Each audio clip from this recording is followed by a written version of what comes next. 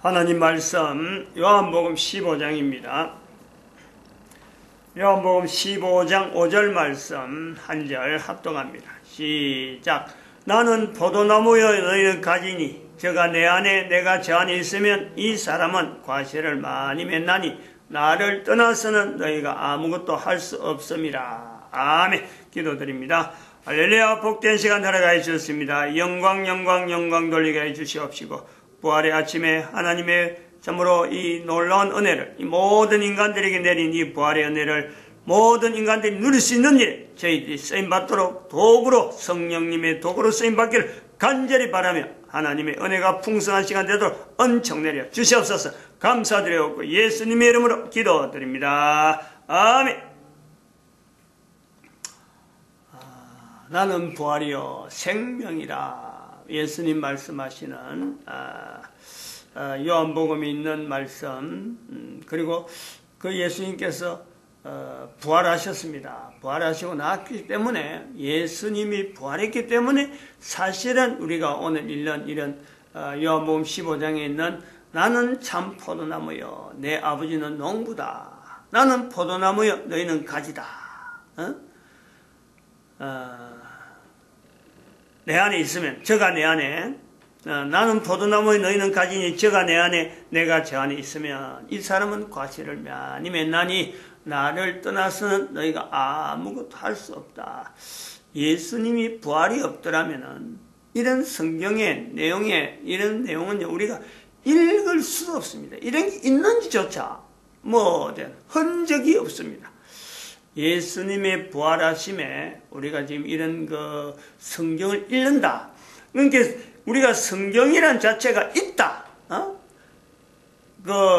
참 신약, 구약 이런 성경으로 해서 전 인류가 성경이 있다라는 것에는 이스라엘이라고 하는 이 위치와 또 예수님께서 하나님 대신 예수님께서 이 땅에 오신 것, 이것을 빼버리면요 사실은 이 성경이 안 되는 거예요. 그러면 인정을 해야 돼요. 인정을.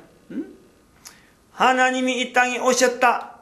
그리고 우리가 지금 성경을 읽을 수 있다. 이렇게 신약이라는 책이 있다. 그리고 또 예수님이 안 오셨다면은, 마치 또 부활이 없었다면은 사실은 이 구약 성경이 있다 하더라도요, 그거는 이스라엘 백성들끼리 자기들끼리만 읽는 어떤 책이에요. 근데 예수님이 오셨으므로 신약이 첨부가 됨으로 성경이 형성되어가지고 오늘 우리에게까지 이렇게 전달되면서, 또 한편 우리는 이걸 더 이제는 2012년에 이르러서 예수님이 오신 것에 또 예수님이 부활하신 것에 여기서만 끝내지 아니하고 내가 앞으로 예수님 다시 오신다는 거예요. 거기에 내가 분명히 대응해야 돼요. 누구든지.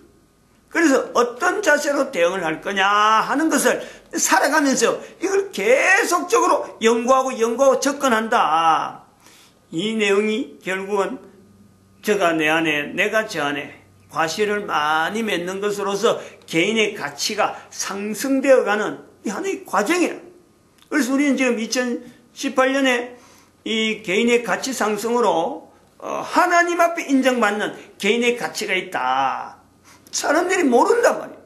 하나님도 안 믿으려고 하고 성경도 내가 관계없는 걸 알고 부활절이 돼도 내가 전혀 연결하지 않는 이런 환경에 있는데, 그럼에도 불구하고 하나님은 그 사람에게 하나님 앞에 인정받는 가치가 있다고 우리를 통해서 알리는 거예요. 이런 인간이라면 누구든지요, 이 내용에서 이 지적에서 이런 어떤 참 자기를 지적하는 바로 너가 하나님 앞에 하나님이 인정하는 어마어마한 가치 있는 존재다 하는 것을 받아들이는데, 지금 이걸 우리가 지금 동으로 현재 내 한 사람이 지금 쓰인다 이렇게 보는 거죠. 즉 우리 개인의 가치라는 것은 어느 정도 가치가 있느냐, 하나님이 인정하는 살아있는 동안에 분명히 나타내야 될 그 어떤 존재의 가치가 있다. 개인에게는 누구든지 해당된다. 근데 이런 가치를 그냥은 안 되기 때문에, 왜냐하면 하나님이 인정해야 되는 가치니까 내가 지금 가만히 있는다고 되는 게 아니야. 가만히 있어가 될 것 같으면 이런 거 가치가 있다, 하나님 인정한 가치가 있다, 이럴 필요가 없어요. 그냥 뭐 사는 대로 놔두면 되는 거예요. 그런데 하나님이 인정하는 가치는 훈련이 필요하다. 저가 내 안에 하는 이 훈련이 필요하다. 그래서 이 훈련을 해야 되는데 하지 못하는 것은, 왜 훈련이 안 돼 있고 왜 훈련이 해야 되는지도 내가 필요를 느끼지 아니하고, 또 그리고 이런 가치가 있는조차 내가 모르느냐. 그건 중독이 돼 있다. 중독. 모든 사람이 중독이 됐어. 중독. 독 자체가 무엇이 어떻다고 하는 거는 사람마다 다 틀리지만 그 전체가요, 독으로서 이게 계속 쌓였다. 중독이라는 것은 독을 한번 먹으면은, 독을 먹어 죽을 독이면요, 그건 중독이라 안 해요. 그냥 죽었다 그러지. 이 중독이라는 건 조그마한 독인데 이게 계속 누적해가지고 내한테 어마어마한 양이 지금 쌓이기 때문에 이걸 내가요 벗어날 수 있는 길이 없어요. 쌓여 있으니까. 중독된 상태다. 이걸 인정하라. 근데 이 중독이 됐는지 아니 됐는지, 중독이 돼 있는지 아니 됐는지 이 개인이요 확인해 볼 수 있다는 거죠. 개인, 내가 지금 이 중독이라, 지금 여기서 설명한 사람은 중독이라 라고 하는데, 사람마다 나는 아닌 것 같은데, 나는 아닌 것 같은데 라고 할 때에 중독인지 아닌지 본인이 확인할 수 있는 내용이 있다. 언제부터 가능하냐? 모든 인간은요 사춘기 이후가 되면요 이게 다 가능하다는, 그게 다 사춘기가 있다는. 모든 사람에게 있는 이 사춘기는 내가 중독이 됐느냐 중독이 되지 않느냐, 요걸요 가늠할 수 있는 하나의 어떤 시점이 되는 거예요. 내가 사춘기를 지났다 그러면 내가 어느 정도 중독이 돼 있느냐, 지금 여기서 체크할 수 있는 내용을 이야기할 텐데, 그것을 반응하면은 지금 내가 중독된 걸 알았다 그러면 이 사춘기 이후로서 그 기간 동안에 보낸 시간, 그러면 그것이 어마어마하게 쌓여있는 중독된 양을 우리가요 비교할 수 있단 말이에요. 비교. 사춘기 때도 내가 바로 알았다 그러면 이거는요 굉장히 빨리 치유될 수 있는 거고, 근데 사춘기에서 사춘기 지나고 10년이 지났는데 이걸 알았다 그러면은 그만큼 사춘기 때 아는 것보다는 이건 지금 병을 치료해야 될 시점 자체로 볼 때는요, 즉 훈련의 강도를 볼 때 이게 어느 정도 해야 되는지 본인이 예측을 한다는 거죠. 사춘기 때 파악하는 게 제일 빠른데, 제일 어떻게 보면 빨리 치유될 수 있는데, 사춘기에서 멀어질수록 훈련으로서 감당이 힘든다. 그리고 나이가 60이 넘어버렸다. 위기다, 위기. 위기를 인식해야 돼. 그건 사춘기에서 오래됐으니까. 그 개인적으로 이걸 훈련과 더불어서 내가 개인의 가치 상승하는데 어느 정도 내가 이걸 시간을 투여하면 가능할까 하는데, 우리는 이게 하나의 개인이 판단하는 중독이 어느 정도 됐느냐, 이 중독된 것을 중독을 판단하는데요, 남자 여자 중에서 남자가 빠를까 여자가 빠를까, 중독 자체를 아는 것은요, 중독이다라는 것을 아는 것은 사실은 남자가 빨라요. 중독됐다 안 됐다 이거 파악은, 여자들은 남자와 여자를 비교해서 그런 거예요. 여자들 중에서도 빠를 수가 있지만은 여자들이 일반적인 것은 중독이 돼도 몰라요. 내가 중독된 줄 몰라. 그냥 뭐 받아들이는 거니까. 남자들은 비교하는 거죠.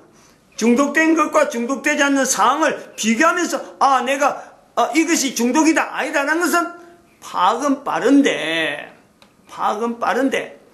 개인이 지금 현재 이것을 중독된 것을 하나님의 개인, 하나님이 인정하는 개인가치, 어마어마한 어떤 개인가치관에 이겨서 파악을 하는 데에 환경은, 이런 환경은 누가 좋은 환경에 들어있느냐 판단하는, 즉 체크하는 데는, 판단 자체는 남자가 빠른데 그 판단을 할 수 있는 환경은요 여자가 훨씬 더 일찍 이거 내한테 되는 내가 바로 적용이 되는구나 하는 것은요 여자가 더 빨라요. 여자에게 주어진 환경이 더 빠르단 말이에요. 즉 어떤 체크 포인트가 있느냐, 체크 포인트. 어떤 내용의 체크 포인트야? 이건 지난 주간에 말씀드렸잖아요. 이건 즉 여자들이 임신했을 적에, 임신한 아이, 태중에 있는 아이에게, 태중에 있는 아이에 대해서 하나님 앞에 감사하는, 아이와 더불어서 이야기를 하는 거죠. 그건 누가 하겠어? 남자가 하겠어? 여자가 하겠어? 여자밖에 못해요. 그건 여자들이 태중에 있는 아이에게 하나님에 감사하는 말을 한다, 하지 않는다. 이것이 바로 중독되어 있는 상황이 벌써 사춘기 이미 지났으니까 이것을 가능하다 그러면요, 중독된 상태가, 여기서 이야기를 한다면 중독된 상태가 약하다, 미미하다, 여기서부터 바로 나가야 된다, 이런 기점이 있는데, 아이가 임신된데도 불구하고 하나님 앞에 감사한다는 말을 한마디도 안 하고 지난다. 결국 그 여자는 임신했지만은 하나님 앞에 중독된 그 상태가 계속돼가는, 하나님 앞에 중독이라는 말 자체가 좀 그간데, 자기 가치 상승을 인정하는 그 부분에서 되돌이킬 수 있는, 중독의 상태에서 되돌이키는 그 시간이요, 계속 넘어가는 거예요. 넘어가는 세월이 넘어간다면 언제까지랄 것이 없이 넘어간다는 거예요. 그런 기점이라 자기가 판단해 볼 수 있다. 그런데 여자에게는 중요하기 때문에 여자에게는 한 단계 더 있어요. 여자에게만 주어져 있는 그 단계를 넘어갔다 하더라도 출산이란 이 내용이 어마어마한 고통이 있잖아요. 어마어마한 어떤 경험이잖아요. 그런데 이 어마어마한 경험, 뱃속에 있는 아이를 통해서 출산이라는 이 엄청난 과정을 거치고 드디어 생명을 자기 몸에, 자기 품에 안게 되는데, 그 아이에게 아버지란 이름을 붙일 때 하나님에 대한 아버지를, 하나님 아버지를 먼저 부를 수 있도록 그 아이에게 생명 주시는 것에 대해서 기로 아이가 말을 하나님을 향해서 아버지라 부르는 이걸요 먼저 해야 돼. 먼저.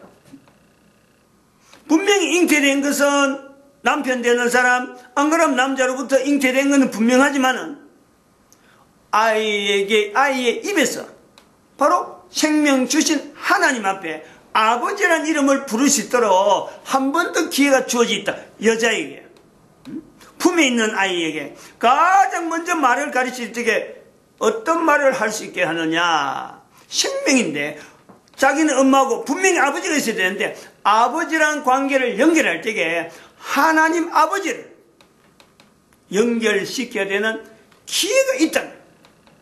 여기서 이것도 본인이 어느 정도 중독된 상태인지 아닌지를 겨냥할 수 있는, 첫 번째 단계에서 넘어와서 두 번째 단계 조금 멀어졌지만 시도를 해볼 수 있는 기회가 주어진다.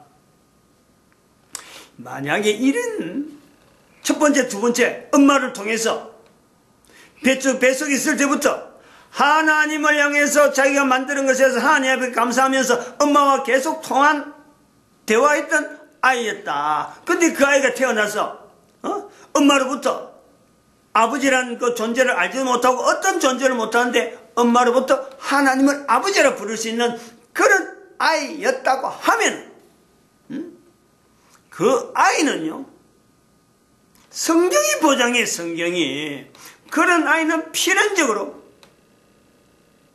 하나님 앞에서 그 인생 전체가 인정받는 그 삶이요 될 수밖에 없어요. 이 두 과정을 거치면. 우리가 성경에서 분명히 하는 거예요. 요한 지금 요한복음이잖아요. 근데 요한복음 안에 앞에 가면은 이 글을 기록한 사람이 요한인데 그거는 사도 요한이에요. 사도 요한. 이 사도 요한이 특별히 다른 복음서에는 많이 기록하지 않는데 세례 요한을 기록하고 있어요. 세례 요한. 요한복음에 세례 요한에 대한 내용이 많이 기록되어 있어요. 세례 요한의 일생을 바로 예수님 오시기 전에 삶을 산 엘리야라고 표현한 내용이 요한복음에 많이 기록되어 있어요. 다른 복음서와 좀 다르게. 요 내용이에요. 여기 연결되는 거죠.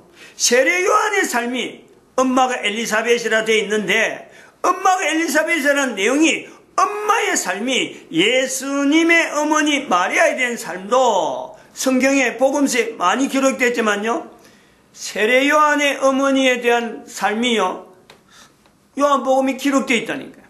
특별히 기록되어 있어요. 특별히 예수님보다 6개월 전에 잉태한 것에 대한 자세한 내용이 기록되어 있다니까요. 이걸 우리는요 봐야 된다. 내한테 인정해야 돼. 내가 인식을 시켜. 내가 바로 연결해야 돼요.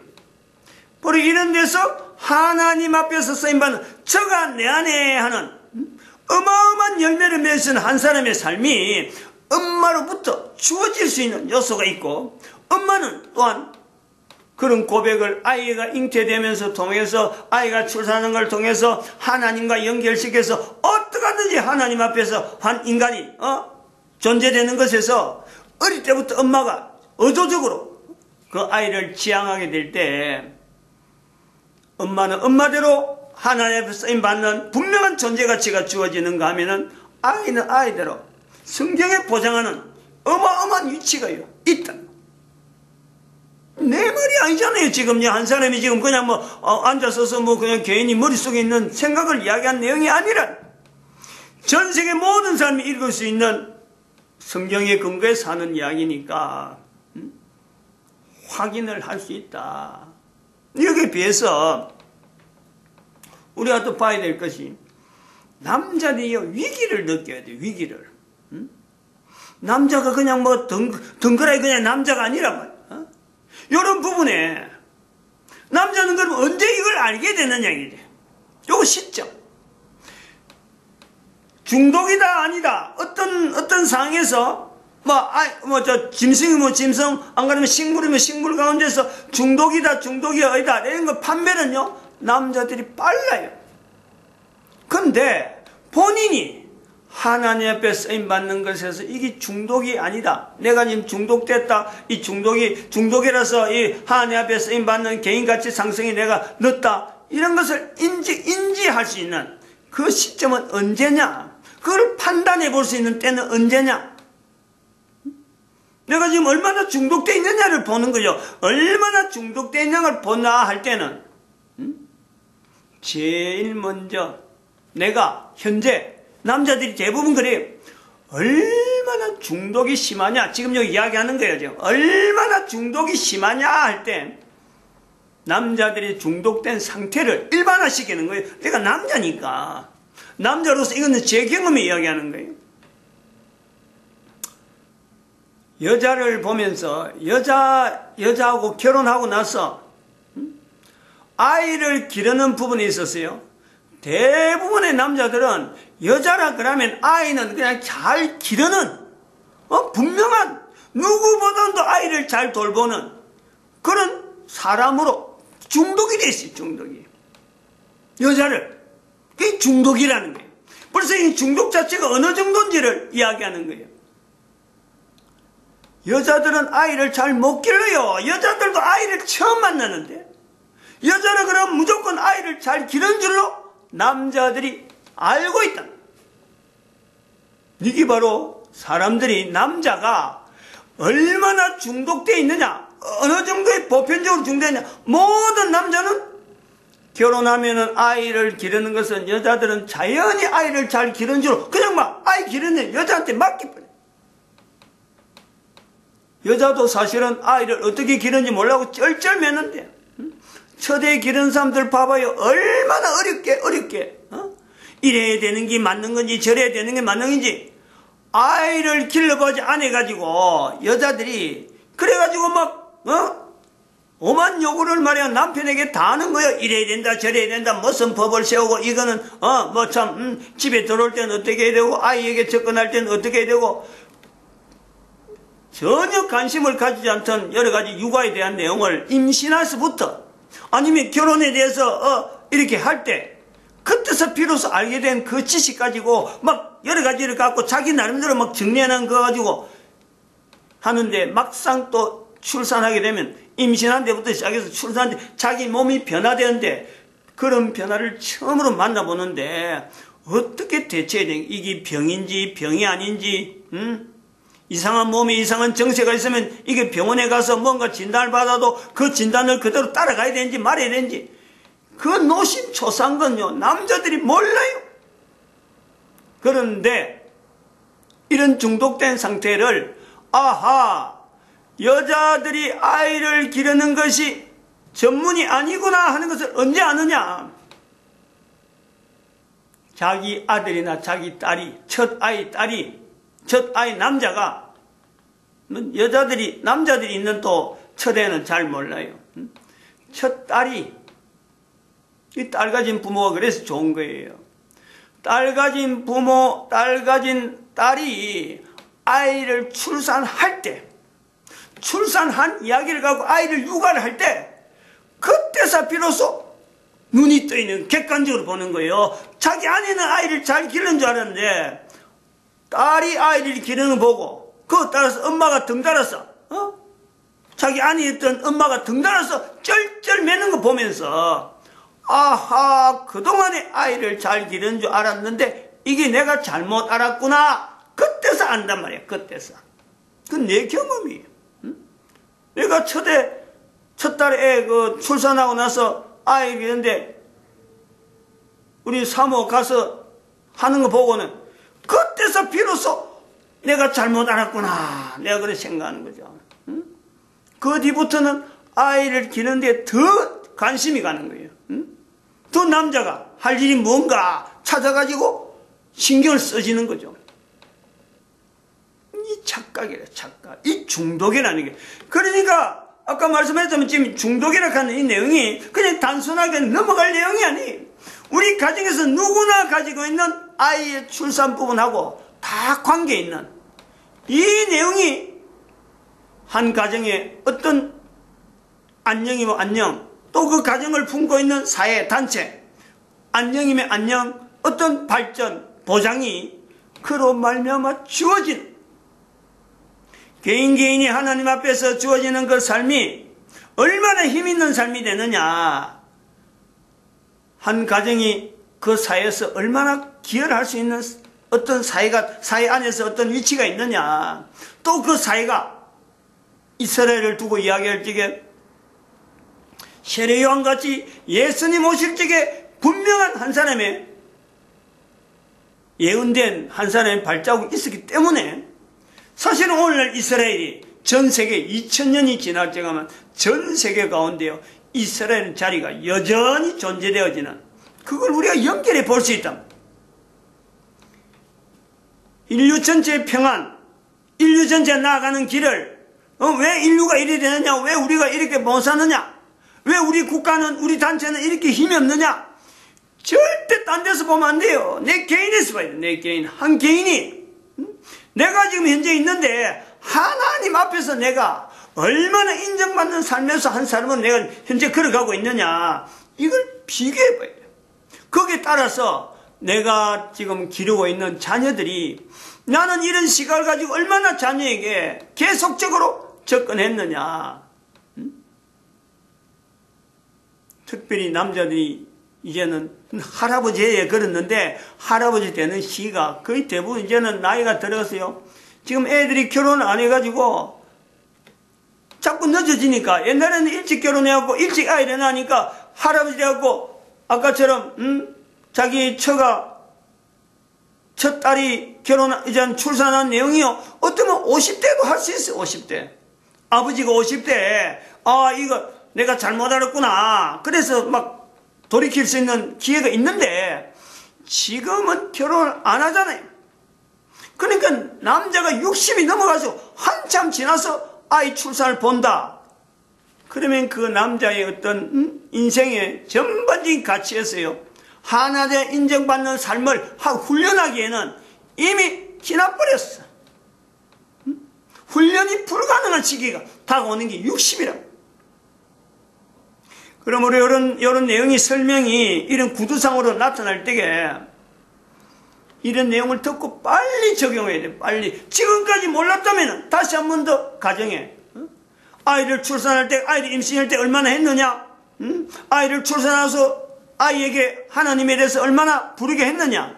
나는 그러면 남자는 어떻게 그것을 반응했느냐? 요걸요 지금 빨리 되돌려야 돼. 과거에까지 2012년까지는 그런 실수를 왔다 하면은 2012년부터는 이 내용을 근거로 해서 누구든지 하나님 앞에요. 사춘기 이후로 누구든지 빨리 접근할 수 있는 어떤 지름길이 지금 여기 발표되고 있다. 이렇게 보는 거죠. 그게 부활절이에요.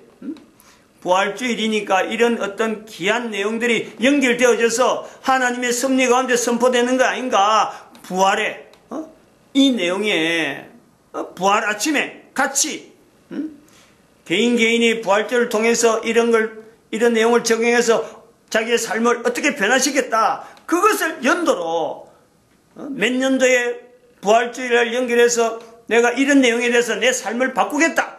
그것은 훈련에 동참하는 거지. 그게 완전한 내용이 아니. 이제부터 비로소 훈련에 들어가는 거야. 그 들어가는 시점 자체에 내 자손들에게 영향 미칠 그런 복을 말이죠.